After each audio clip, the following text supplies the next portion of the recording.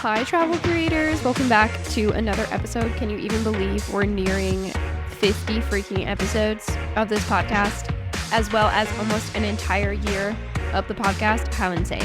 Jed and Janet slid into my DMs, and they're at wanderism_travel. They were like, listen, we love listening to this podcast, but I want to know what podcast or what other things we can learn from. And I'm like, okay, cool. Let me send them your way. And I'm actually just going to create a podcast episode about all of the resources that I personally love to learn from, because I think that's going to be much more helpful and better advice. They say, we're learning a lot about editing from YouTube. Maybe a podcast or idea on resources for learning about different pieces related to content creation. I've listened to a bunch, and yours is one that has a lot of information and easy to listen to. Some other podcasts I find annoying and a lot of generic advice. So I'm curious what podcasts you like. That was from Janet. Thank you, Janet. And I was like, for sure. So here they are from the girl on the other side of travel content creation. These are the places I go to learn. Of course, the places you go to learn, I want to hear about them. Send them to me on Instagram at Travel Content Writing. I want to freaking know. And I also want to know, are there other episodes you want to hear from? What travel questions do you have? Because I'll create an entire episode about them. All right, let's get into it. So, resources I love. The first one is a podcast by Katie Stelke, and it's called The Creator Club. Fantastic. She's great. She talks about all things content creation. Highly recommend. If you're trying to learn more about YouTube videos, I highly recommend looking up on YouTube vidIQ, VIDIQ. They have so much information about YouTube growth, and I feel like they're always on top of the latest things that are happening. Like, they're always posting, did you see this new update? This thing just happened. Let's share about it and what this means for creators. And I feel like they especially focus on smaller creators, which I think is really helpful because I go there to learn about how to grow on YouTube. But I like to go there to learn about the latest things on YouTube, even if there are tiny adjustments you can make to go a long way. Another person I like to learn from about YouTube growth is Erica. It is Erica, ERIKA, VIERIA. I subscribe to her newsletter. She has, I believe, a resource. Maybe I can download a course on YouTube. See, this is the thing about courses. I'll come back to that in a second. Let's put a pin in that. Okay, on Instagram, I am obsessed with Pretty Little Marketer. She's amazing. She breaks down so many different case studies of what brands have done in their marketing and content creation and why it has worked or why it hasn't. She also is really real, I would say, and is like, listen, videos are cool, but honestly, I haven't posted a single one, and I've grown on carousels to this massive audience. Super fascinating. Love it. Love everything about that account. Every time I see one of her posts, I stop and read them, and that probably says a lot about, especially if you listen to my episode on attention and distraction, that means a lot. Okay. I love Later, like the scheduling tool. Actually, you know what? I hate the scheduling tool Later, but I love their blog. They have a fantastic blog about everything. And I feel like that's like my first go-to place when I'm like trying to learn about new things happening on the internet. I just Google Later blog and see what's going on. It's so interesting and fascinating. They also do a real trend report, which I think is quite interesting. To be honest, I don't look at that. I'm not super interested in the weekly trends, but if you are, they do a report, which is really cool. Ellen Yin. Oh my gosh, I can't say enough about her. Her last name is YIN. Man, oh man, you wouldn't be listening to this podcast if it wasn't for this woman. She has a podcast called Cubicle to CEO, and I just listened to so much of it, and she has transcripts as well. Sometimes I've even literally printed them out and like highlighted and like taken notes like it's freaking class on her podcast. She actually had a program, maybe it was called Cubicle to CEO as well. I can't remember, but I joined it.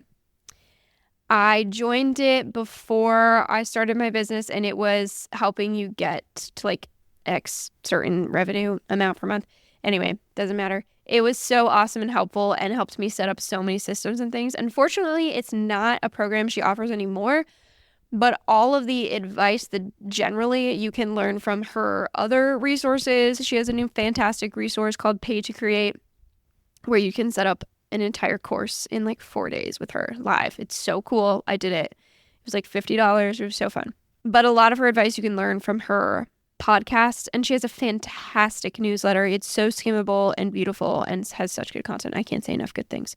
Another woman I love is Letitia Collins, and I actually am a part of her membership, the Audience Growth membership, and some of the podcast guests you've heard have come from those connections there, but she focuses on helping you build an audience and grow an audience, and it's really freaking cool, actually. We love her email as well as honestly, all of her offers are amazing. Another blog that I frequently visit is ConvertKits, which now is just known as Kit.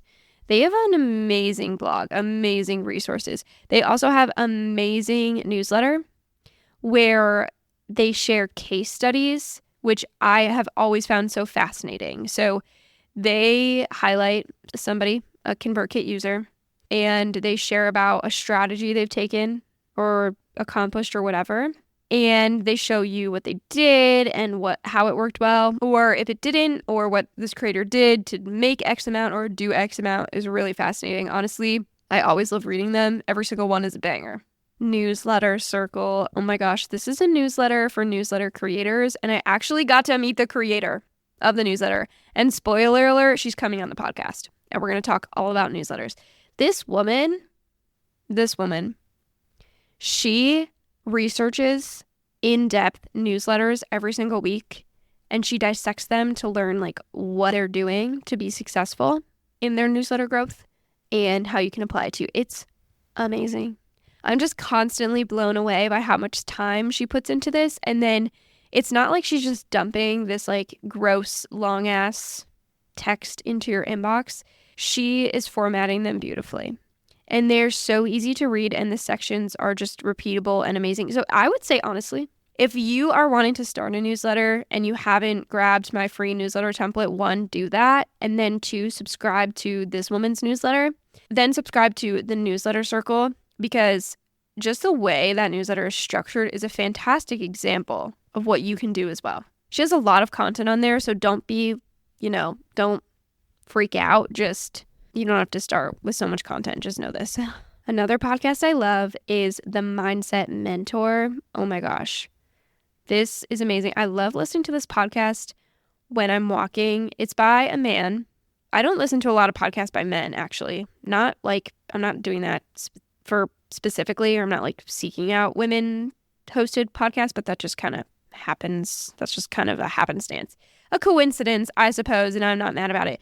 But this is a man on a podcast I've listened to whose advice doesn't feel bro-y. He is totally of the mindset of, listen, I built a business and I worked really hard and I absolutely burned myself out, and that was not the way to do it. And I know that it's possible to build a successful business without burning yourself out. And I was like, yes, more of this.